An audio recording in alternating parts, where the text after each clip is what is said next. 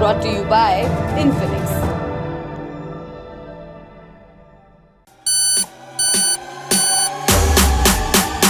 Killer deals on Infinix smartphone सितंबर 11 से सिर्फ फ्लिपकार्ट पर। ललन टॉप का सबसे ठेठ, सबसे खुरदुरा और सबसे बिगड़ैल बेबी आ रहा है।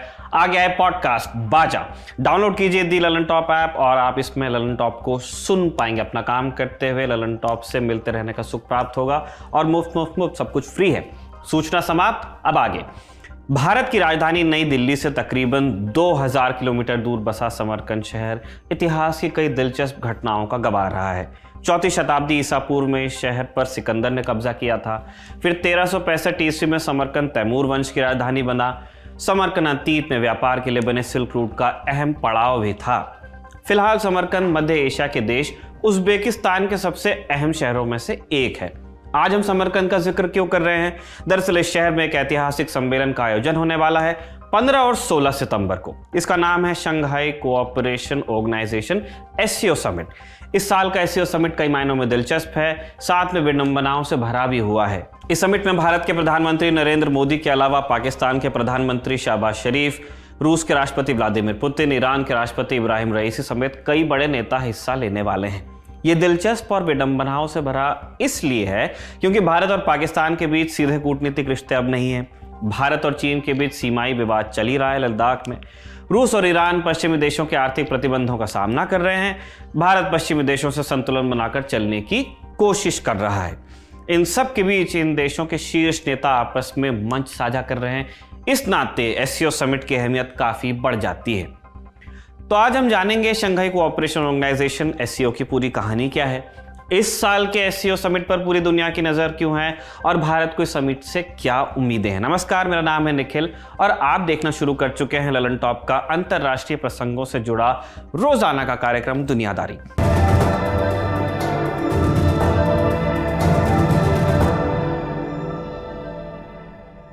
आगे चलने से पहले एक छोटी सी सूचना आपको फिर से दे दें। दुनियादारी के इस एपिसोड के पार्टनर हैं कुक एफएम। ये भारत में ऑडियो बुक्स के सबसे बड़े प्लेटफॉर्म्स में से एक है। यहाँ पर आपको तमाम विधाओं में बोलने वाली किताबों का भंडार मिलता है, यानी ज्ञान का फुल पैकेज, वो भी एक ही ऐप पर।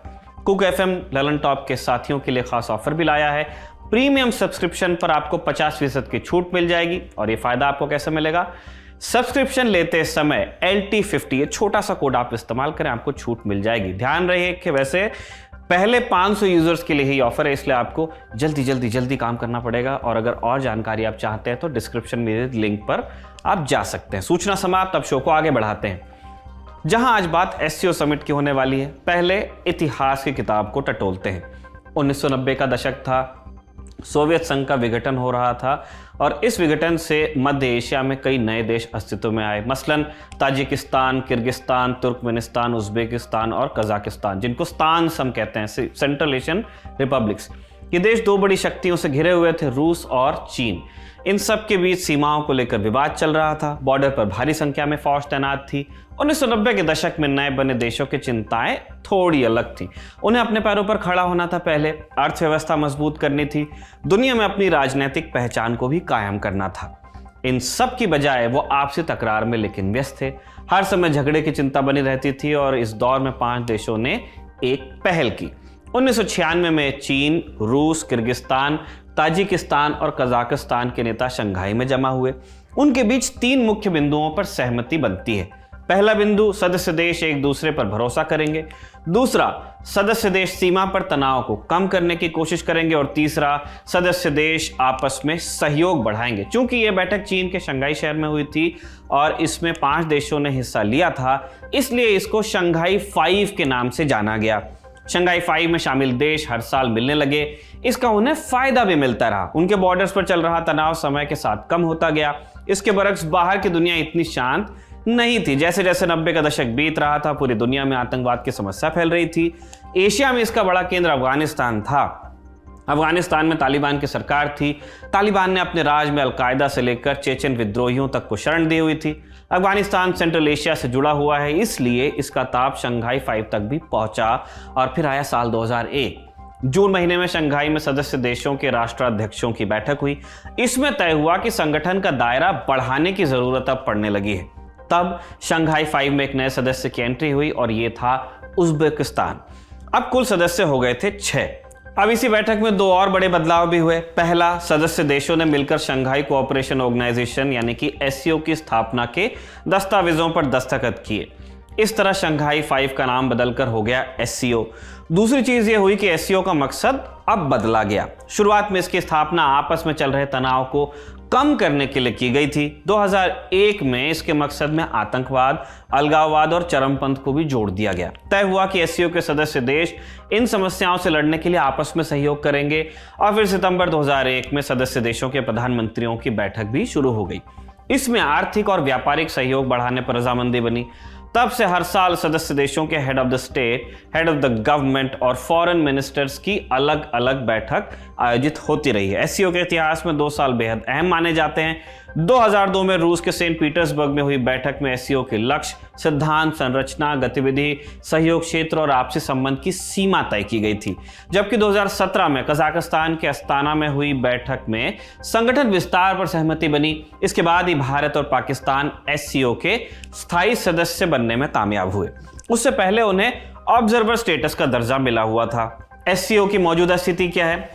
स्थिति यह है कि फिलहाल इसमें कुल सदस्य हैं 8 स्थायी वाले, बाकी ऑब्जर्वर्स हैं। स्थायी के नाम सुन लीजिए: ताजिकिस्तान, उज्बेकिस्तान, किर्गिस्तान, कजाकिस्तान, रूस, चीन और भारत। ईरान 2023 में एससीओ का स्थायी सदस्य बन जाएगा, उसकी कागजी कार्रवाई चल रही है।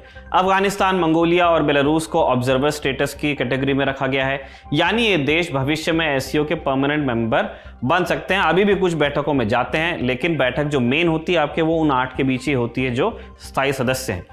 इन सब के अलावा तुर्की, Sri Lanka, Cambodia, Nepal, Azerbaijan, Armenia, Saudi Arab, Egypt और कतर एससीओ के डायलॉग पार्टनर्स हैं। एससीओ का महत्व समझने के लिए कुछ आंकड़ों पर आपको गौर कर लेना चाहिए। दुनिया की 40% से अधिक आबादी एससीओ के देशों में ही बसती है। इन देशों की कुल जीडीपी पूरी दुनिया की कुल जीडीपी का 30% है। रूस और चीन यूनाइटेड नेशंस सिक्योरिटी काउंसिल के परमानेंट मेंबर्स हैं, जबकि भारत स्थायी सदस्यता के लिए संघर्षरत है। एक संस्था के तौर पर एससीओ को यूनाइटेड नेशंस में ऑब्जर्वर का दर्जा मिला हुआ है।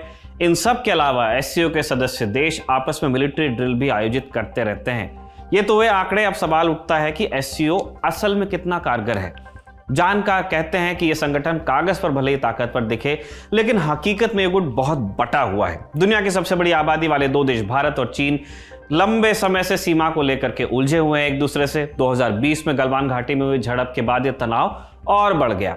उधर 2014 के बाद से भारत और पाकिस्तान के बीच कूटनीतिक रिश्ते क्रमशः खराब हुए हैं, स्पेशली बालाकोट स्ट्राइक्स के बाद। पिछले कुछ समय से रूस और चीन करीब तो आए, लेकिन दोनों में से कोई अपने हितों को ताक पर नहीं रखना चाहता। जब एससीओ की स्थापना हुई थी तब अमेरिका काफी नाराज हुआ था। उसका कहना था कि रूस और चीन मिलकर कोल्ड वॉर का नया दौर शुरू करना चाहते हैं। अमेरिका का यह दावा गलत साबित हुआ है। कालांतर में एससीओ का फोकस क्षेत्रीय एकता और आर्थिक सहयोग पर होता रहा। ईयू जैसा इस बार की एससीओ समिट क्यों खास है, अब इस मुद्दे पे आते हैं। सदस्य देशों के बीच भले कितना भी टकराव रहा हो, लेकिन एससीओ इस तनाव को कम करने में कारगर साबित हुआ है। एक उदाहरण 26/11 के हमले का है। नवंबर 2008 में मुंबई पर आतंकी हमला हुआ। इस हमले के तार पाकिस्तान से जुड़े हुए थे। इसे लेकर दोनों तरफ तनाव बढ़ गया। फिर 2009 में एससीओ की बैठक के दौरान भारत के प्रधानमंत्री मनमोहन सिंह और पाकिस्तान के राष्ट्रपति आसिफ अली जरदारी की मुलाकात हुई। 26/11 हमले के बाद पहली बार दोनों देश एक साथ बातचीत की मेज पर बैठे थे। 2015 में प्रधानमंत्री नरेंद्र मोदी ऊफा में पाक पीएम नवाज शरीफ से मिले थे। तब दोनों देशों ने साझा बयान भी जारी किया था, लेकिन उसके बाद से दोनों देशों के बीच कोई द्विपक्षीय बातचीत अब हुई नहीं है। इसी तरह सितंबर 2020 में रूस की पहल पर भारत और चीन के विदेश मंत्रियों की बैठक हुई थी। इसमें एलएसी पर बढ़े तनाव को कम करने की कोशिश की गई थी।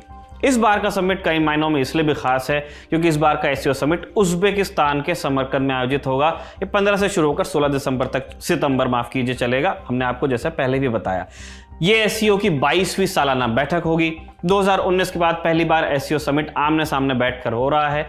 इससे पहले कोरोना के कारण 2 साल तक समिट वर्चुअली आयोजित हो रहा था, वर्क फ्रॉम होम मोड में। गलवान विवाद के बाद पहली बार भारत के प्रधानमंत्री नरेंद्र मोदी और चीन के राष्ट्रपति शी जिनपिंग भी आमने सामने होने वाले हैं। अभी यह साफ नहीं है कि दोनों नेता अलग से भी मुलाकात करेंगे या नहीं, लेकिन इनकी पर्याप्त संभावना बन रही है। इसके अलावा पीएम मोदी रूसी राष्ट्रपति पुतिन, ईरान के राष्ट्रपति इब्राहिम रईसी और पाकिस्तान के प्रधानमंत्री शहबाज शरीफ से भी मिल सकते हैं, लेकिन इस बाबत अभी तक कोई आधिकारिक जानकारी बाहर नहीं आई है। इस बार के समिट में रूस यूक्रेन युद्ध का मसला छाया रहने वाला है। ईरान संगठन का सबसे नया नवेला सदस्य बनने वाला है। रूस की तरह वो भी बेहिसाब आर्थिक प्रतिबंधों का सामना कर रहा है। इस बैठक में इन प्रतिबंधों को लेकर भी चर्चा हो सकती है। एससीओ के बाकी सदस्य देशों ने पश्चिमी देशों को लगभग नजरअंदाज किया है। उन्होंने दबाव के बावजूद रूस और ईरान के साथ रिश्ते कायम रखे हैं। तुर्की नेटो का सदस्य है, वो एससीओ का डायलॉग पार्टनर भी है। तुर्की ने पिछले कुछ समय में नेटो को किनारा कर अपनी शर्तों पर काम करने की कोशिश की है। इस समिट पे हमारी नजर बनी रहेगी। इसमें जो भी अपडेट्स आएंगे उन्हें हम आप तक पहुंचाते रहेंगे। ये था हमारा बड़ी खबर सेगमेंट। अब सुर्खियों की बारी है, उस तरफ चलते हैं। पहली सुर्खी यूनाइटेड किंगडम से है। ब्रिटेन की महारानी एलिजाबेथ की मृत्यु 8 सितंबर को ही आप जानते ही हैं। अब उनकी अंतिम क्रिया की तैयारी चल रही है। अपडेट्स जान लीजिए क्या क्या हैं आज तक के। राजा बनने के बाद किंग चार्ल्स तृतीय ने 11 सितंबर को पहली बार संसद को संबोधित किया। उन्होंने क्वीन एलिजाबेथ के पदचिन्हों पर देश सेवा का वादा किया। रानी की मौत के बाद से इंग्लैंड में स्पोर्ट्स इवेंट्स को रोक दिया गया था, लेकिन 13 सितंबर से खेलों को दोबारा शुरू किए जाने की खबर है। इंग्लिश फुटबॉल लीग ने इसकी पुष्टि भी की है। उनका कहना है कि मैच के पहले 1 मिनट का मौन रखा जाएगा और उसके बाद खिलाड़ी काली पट्टी हाथ में बांधकर खेलने वाले हैं। अमेरिका के राष्ट्रपति जो बाइडेन महारानी एलिजाबेथ द्वितीय के अंतिम संस्कार में शामिल होंगे। व्हाइट हाउस की तरफ से इस बाबत एक प्रेस विज्ञप्ति छप गई है, वो आने वाले हैं। 13 सितंबर को महारानी के ताबूत को रॉयल एयरफोर्स के विमान से RAF नॉर्थ हॉल्ट लाया जाएगा। 13 सितंबर की शाम को ही महारानी के पार्थिव शरीर को सड़क मार्ग से बकिंगहम पैलेस ले जाया जाएगा। वहां उनका शरीर अंतिम दर्शन के लिए रखा जाएगा। 19 सितंबर को पूरे राजकीय सम्मान के साथ विंडसर के किंग जॉर्ज चैपल में उन्हें अंतिम विदाई दी जाएगी। ब्रिटेन के समय अनुसार 19 सितंबर को सुबह 11 बजे अंतिम संस्कार की प्रक्रिया शुरू की जाएगी। महारानी एलिजाबेथ को विंडसर के किंग जॉर्ज चैपल में दफनाया जाएगा।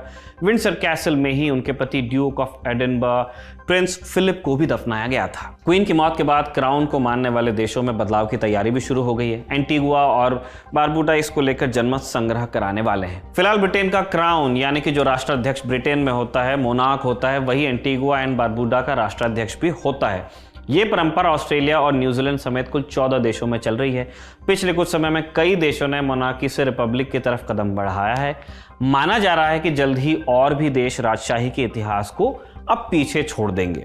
आज की दूसरी और अंतिम सुर्खी ईरान से है। ईरान में 2 LGBTQ कार्यकर्ताओं को मौत की सजा के ऐलान के बाद पूरी दुनिया में हंगामा मचा हुआ है। मानवाधिकार संगठन इस फैसले की निंदा कर रहे हैं। सरकार से मांग की जा रही है कि वो सजा पर रोक लगा दे। जर्मनी बेस्ड 6 रैंग नाम का एक संगठन है जो ईरान में LGBTQ समुदाय के अधिकारों की वकालत करता रहा है। उसने भी कोर्ट के इस फैसले को अनुचित और अस्पष्ट बताया है। कहा है कि सरकार इसके जरिए समाज में नफरत बढ़ाना चाहती है। मानवाधिकार संगठन एमनेस्टी इंटरनेशनल ने भी इस फैसले पर गुस्सा जताया है। वैसे ये पूरा मामला क्या है, अब ये जान लीजिए।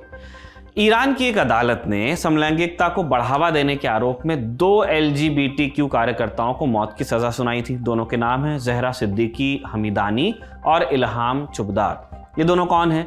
सिद्दीकी हमीदानी ईरान के कुर्द शहर से हैं। वो लंबे समय से ईरान में LGBTQ समुदाय के अधिकारों के लिए आवाज़ उठाती आई हैं। अक्टूबर 2021 में इस्लामिक गार्ड पर आरोप लगे थे कि उन्होंने हमीदानी को तुर्की का बॉर्डर क्रॉस करते हुए अरेस्ट किया। अरेस्ट के बाद हमीदानी के साथ बुरा बर्ताव किया गया। उसे बिना किसी कारण के 53 दिनों के लिए गायब कर दिया गया। मई 2021 में BBC पर्शियन ने एक डॉक्यूमेंट्री रिलीज की। इसमें हमीदानी ने ईरान के कुर्दिश इलाकों में LGBTQ समुदाय के साथ हो रहे दुर्व्यवहार के बारे में बताया था। डॉक्यूमेंट्री के बाद वो फिर से सुर्खियों में आ गई। उन्हें कुर्दिस्तान की खुफिया एजेंसी ने गिरफ्तार कर लिया। इसके बाद उन पर समलैंगिकता को बढ़ावा देने का आरोप लगा दिया गया। सजा पाने वाली दूसरी कार्यकर्ता इल्हाम चुबदार भी ईरान में LGBTQ समुदाय के अधिकारों को लेकर ही मुकर रही हैं। उनके ऊपर क्या आरोप थे, ये जानते हैं। इन दोनों कार्यकर्ताओं पर करप्शन ऑन अर्थ का आरोप लगाया गया है। क्या होता है करप्शन ऑन अर्थ? ये सजा ईरान के शरिया कानून के तहत दी जाती है। इसका मतलब ऐसे अपराध से है जिसकी वजह से समाज को खतरा हो। ईरान में इस अपराध को मुफ्सिद एफिल अर्ज कहा जाता है। इस पर ईरान का क्या कहना है, ये भी जान लेते हैं। ईरान की अदालत ने सजा की पुष्टि कर दी है, लेकिन उसकी वजह अलग बताई है। ईरानी अदालत का एक मीडिया आउटलेट है मीज़ान में इस सजा के पीछे की वजह ह्यूमन ट्रैफिकिंग बताया गया है। मीज़ान में छपा है कि मीडिया में कई तरह की अफवाहें चल रही हैं जो कि झूठ हैं।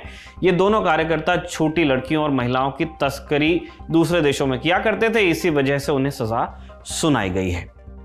ईरान के कानून के मुताबिक समलैंगिक यौन आचरण एक अपराध है। इस मामले में दोषी साबित होने पर कोड़े मारने से लेकर मौत की सजा तक सुनाई जा सकती है।